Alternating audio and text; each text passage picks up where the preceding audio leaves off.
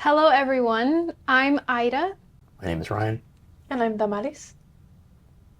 Welcome to Sedaye Daneshjoo. In today's episode, we will be talking about motivation. But we want to start from a place where we don't start with, how to prep for exams and motivations on academic level. We'll talk about how motivation feels for us. So thank you guys for being here. And the first question I have for you guys is, when many people hear the word motivation, they think about energy, excitement, and sometimes in reality, especially for students, the word motivation is usually mixed with a lot of stress and a lot of pressure. So my question is, what does motivation mean to you guys? Sure. Motivation for me is more like the will to continue. I would just dumb it down to the will to continue, because motivation, the kind of popular way to throw motivation around is like, it's like, how do you do it? It's something so difficult, but it removes all of the effort. It's just, it really just trivializes it down to the end result.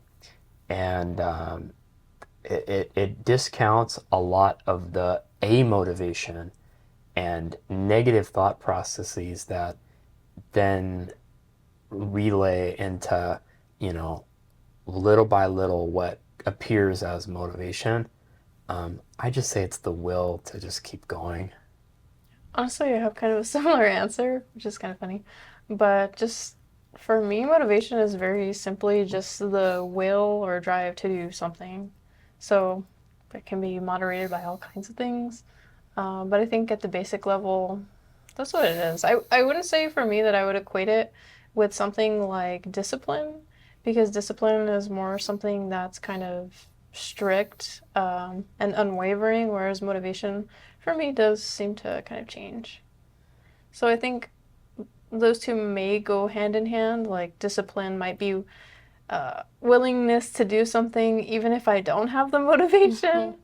Uh, but that's what I'd Yeah. say.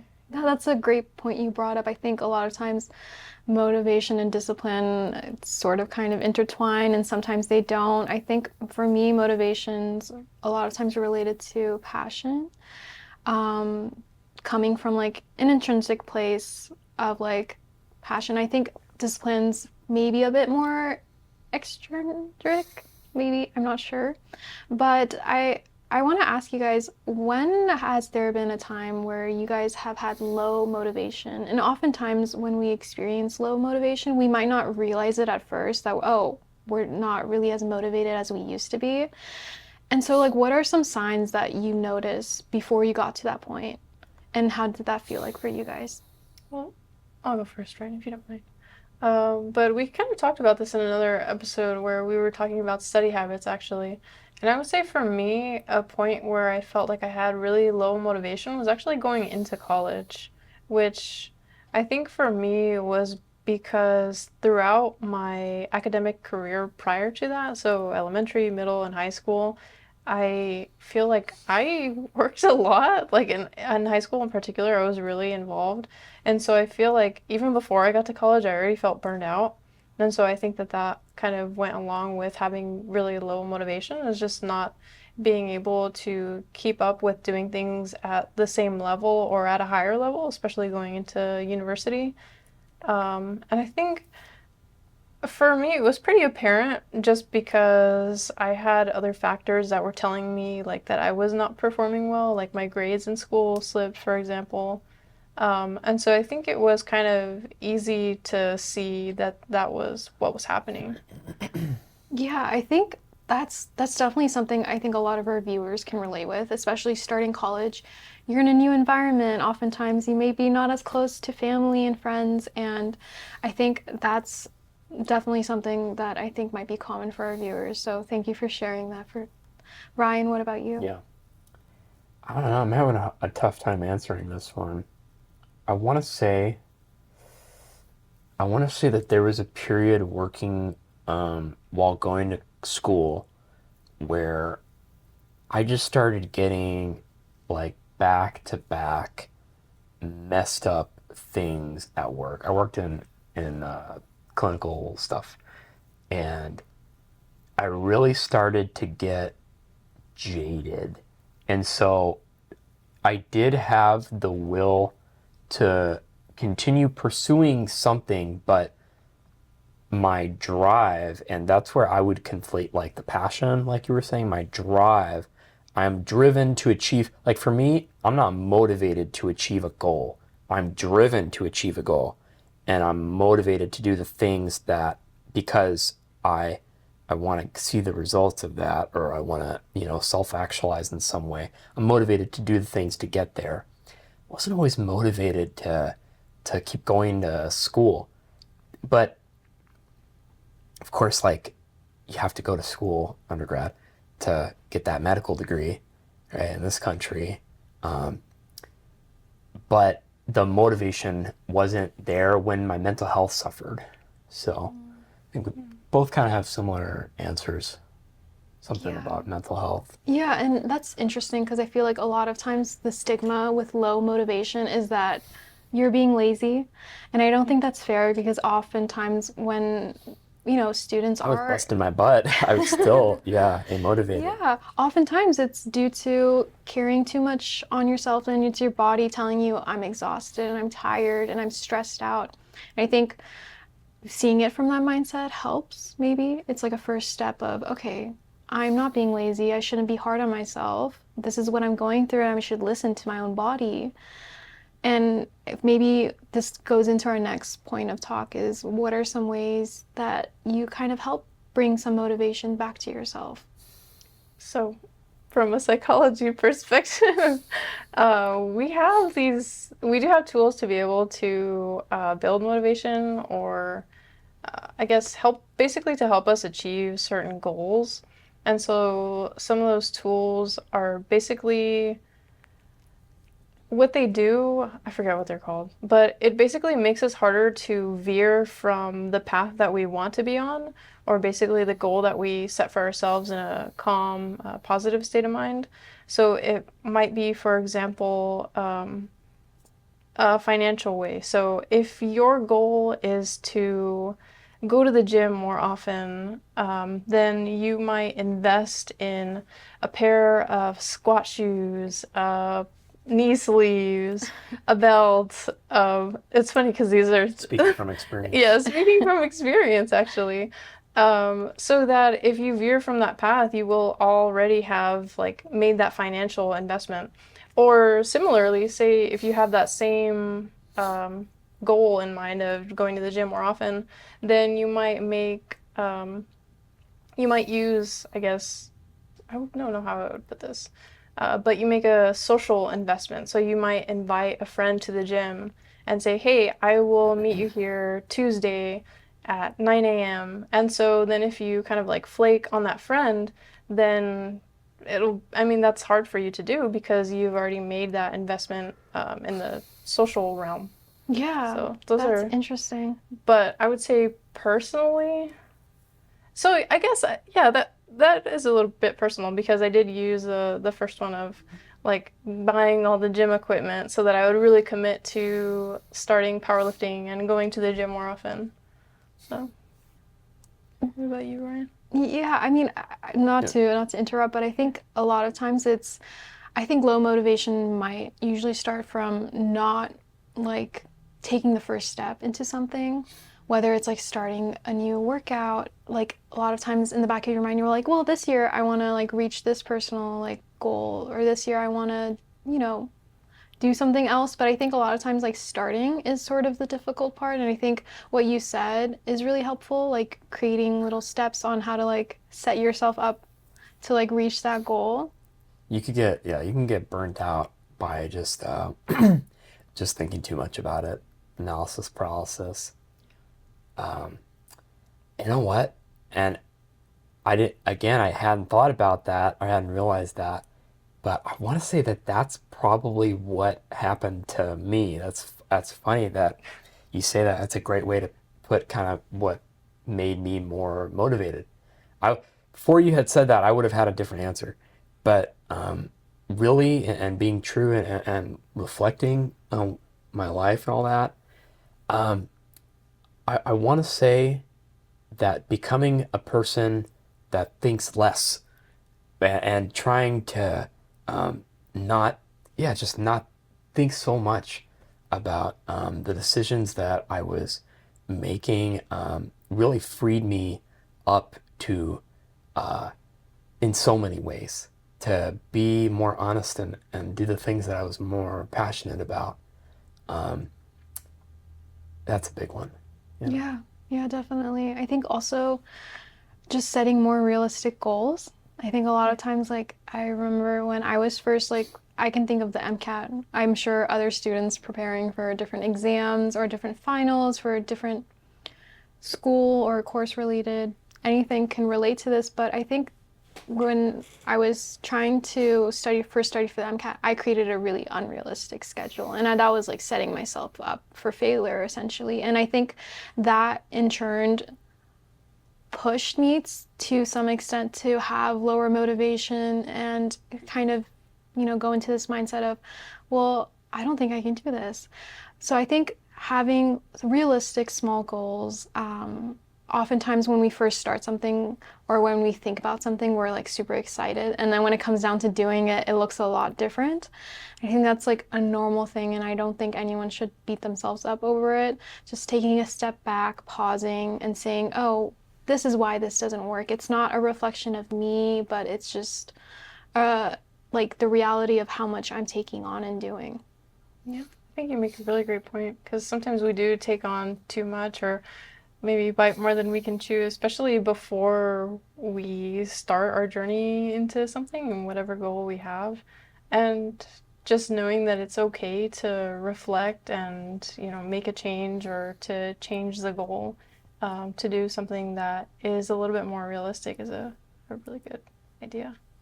Like you never really understand what you're getting into until you actually do it. Yeah.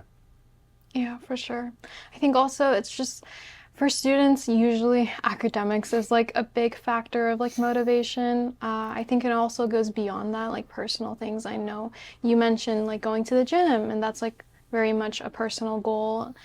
Sometimes it can just be, how you show up for your family and friends, like, just like trying to pull yourself out of like that low state. It's harder to say than it is to do.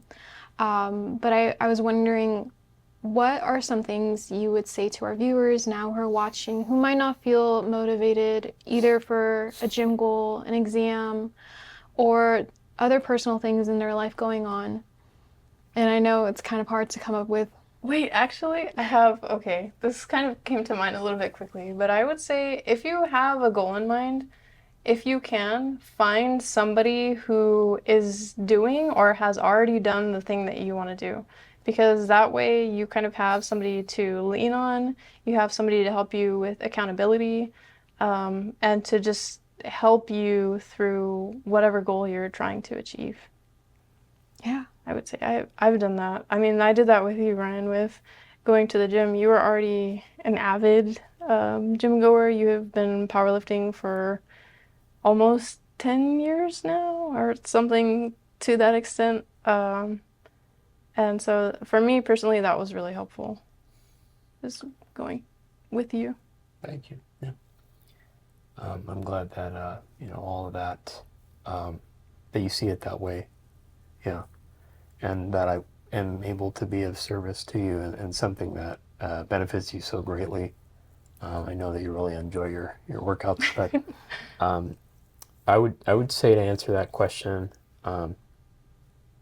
find something that you love, and then when you start to fall out of love, like you said, remember all the stuff that you did to get to that point, the investments that you've made.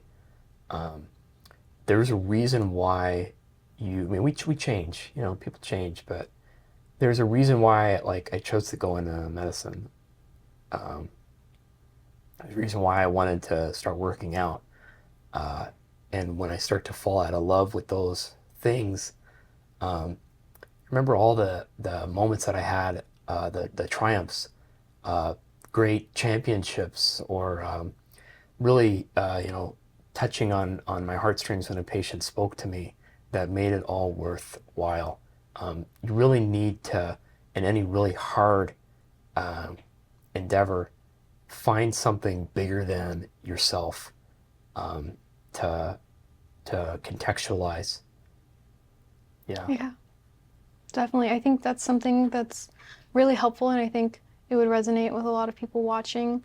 I know myself, one of the things I did to motivate myself was I did the same thing where I reflected back on where did this stem from, where like, for example, I think wanting to become a physician was like something I wanted when I was like 15.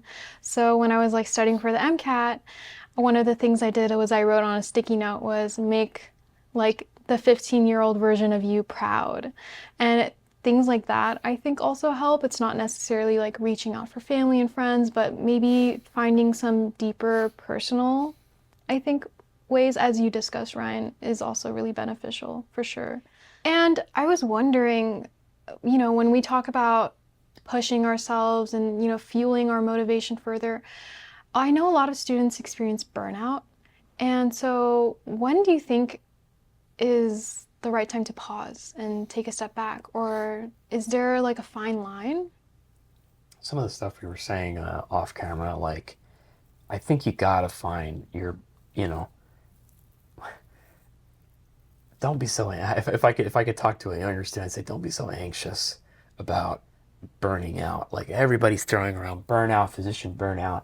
Honestly, some of the times that I was working the hardest were when I was the happiest. I would say you got to know your limits, but also, I'm going to be butchering the research, but you might just live longer and be happier in whatever your job is if you see the struggle as beneficial to you and you see it as worthwhile. Again, just like having something bigger than yourself that you recognize, whether you're religious or you just see yourself in a much larger system and you keep that worldview pretty prevalent in your day-to-day. What do you have to add to that, Damaris? I think what you're saying does make sense, because stress is not innately negative. It's more how we deal with it. So we can be experiencing, two people can be experiencing the same thing, but if somebody has positive coping versus the other person who has negative coping, then of course, one is going to turn out to be fine while the other might burn out. Some of that stuff you can't even control. Well, there's an aspect of control and an aspect of like extrinsic control, external control. Talking kids that grew up in a bad environment, things like that. What would you say to someone who feels like they've been dealt a bad hand? That's kind of difficult, especially because the first thing that comes to mind is for, I would say, ACEs, so adverse childhood experiences, like people who have had those and more of those are more likely to be anxious later on in life. Like everything feels like too much to them. I think, I'm not sure, because I'm not a clinician, so I don't know if I would really be able to say anything to that effect. Yeah. But I think just in general, I would say to people, try not to get to the point of feeling so overwhelmed that you do feel burned out. But also, it's difficult to know when you get to that point if you've never experienced that before. Like, I think for me personally, like, I have also, like we were talking about in a recent episode about mental health, experiencing panic attacks. That's something that I have also had. And it was because I had so much going on and I felt really stressed out, and it just kind of like, everything felt like it just came crashing down all at the same time. And so now, having experienced that, I think I'm more cognizant of when I'm starting to feel that way.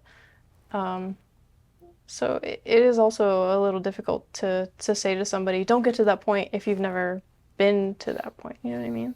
Yeah, I definitely, I agree with that. I think it's definitely, each person is obviously different, and their experiences and their backgrounds, like, you know, make a person who they are.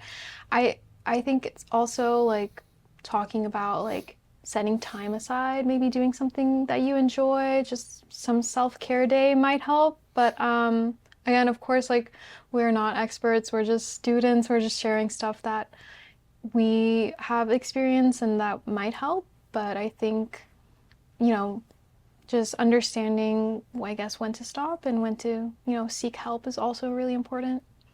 For sure.